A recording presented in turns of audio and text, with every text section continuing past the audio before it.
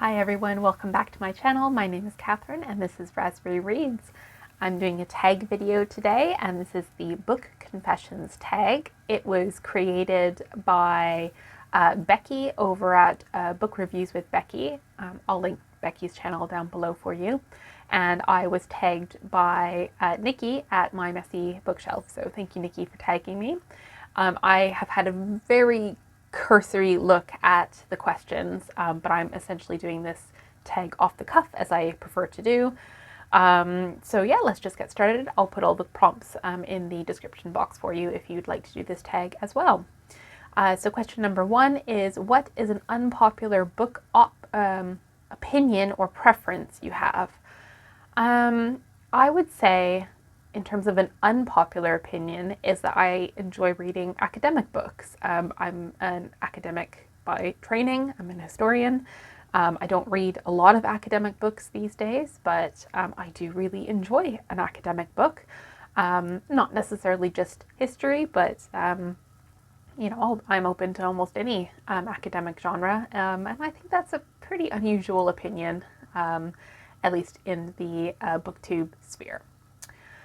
Number two is, has your reading taste changed over the years? And if so, how? My reading taste has definitely changed over the years, particularly since I started doing booktube. Initially, when I was reading for leisure, it would be mainly classics or historical fiction. And then I went through a period of my life where I was only reading academic books. And then I would say now I have diversified my reading tastes, and I still read historical fiction and fantasy and dystopian, but I also really like thrillers, literary fiction, and even contemporary fiction. I do read more nowadays compared to what I used to read. Question number three is, what genre do you read to get out of a book slump? No specific genre, but the ones that come to mind, and I think I've mentioned this before on my channel, is thrillers. I find them really easy. So like pulp thrillers, think like Lisa Jewell, that sort of thing. I enjoy reading. And when I was in a really bad book slump, I enjoyed reading memoirs of comedians, and just like lighthearted female comedians like Tina Fey. I just found them enjoyable. And yeah, not too challenging to get through. So I would also recommend those if you are in a book slump, reading slump rather. Question number four, what are some of your automatic buy authors? Tracy Chevalier. I've yet to read a book by her that I really don't like. I've only read two books by Barbara Kingsolver, which were Flight Behavior and Demon Copperhead, but I know, like, deep within my heart that I really like her writing style, so anything that she comes out with, I will be picking up, and I'm going to try and work my way through her backlist. And I also really enjoy Immortals' writing, and I'm trying to think, who else?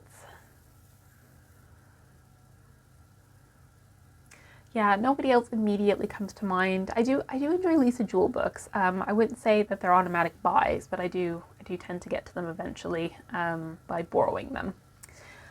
Question number five, how many chances do you give an author before you won't try them again?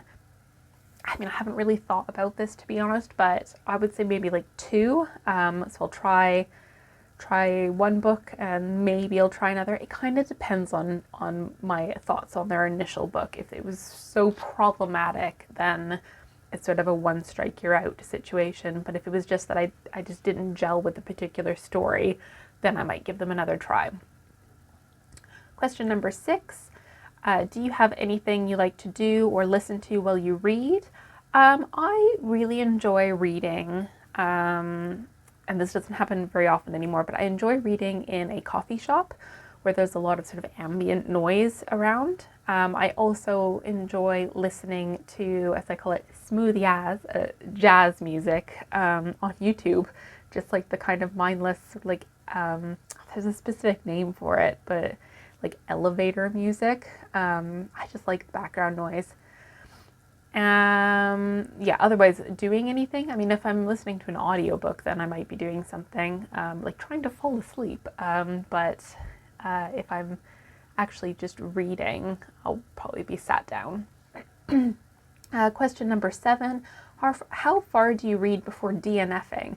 I have this debate with myself all the time. I'm currently working on a book called Why Women Grow, and I think I'm at the point where I want to DNF it, but I told myself you need to read at least half of this book before you come to a conclusion. So yeah, half maybe. Again, it depends on what it is. If it's really dense or like an antiquated book, an academic text, for example, and I'm not gelling with it, then I'll give up quite quickly. But in general, I want to try and get through 40 to 50% of a book before I really decide it's not for me. Question number 8, do you ever find yourself making the same faces as characters in the book? No. I'd love to hear your thoughts on that. Do you make faces? Yeah, I don't. Question number 9, rereading, yes, no, or depends. It very much depends. If it's a classic, then I might reread it. I've been going through a lot of children's classics right now, rereading those. But things like thrillers, I probably wouldn't reread because, you know what happens, or like mysteries, that sort of thing. And then tagging some other booktubers.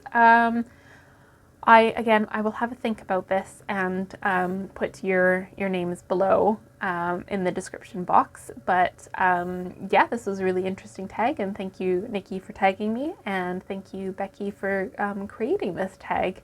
And that just leaves me to say that I hope you're all doing really well. I hope you're enjoying whatever it is that you're reading, and I'll see you soon in a new video. Take care. Bye.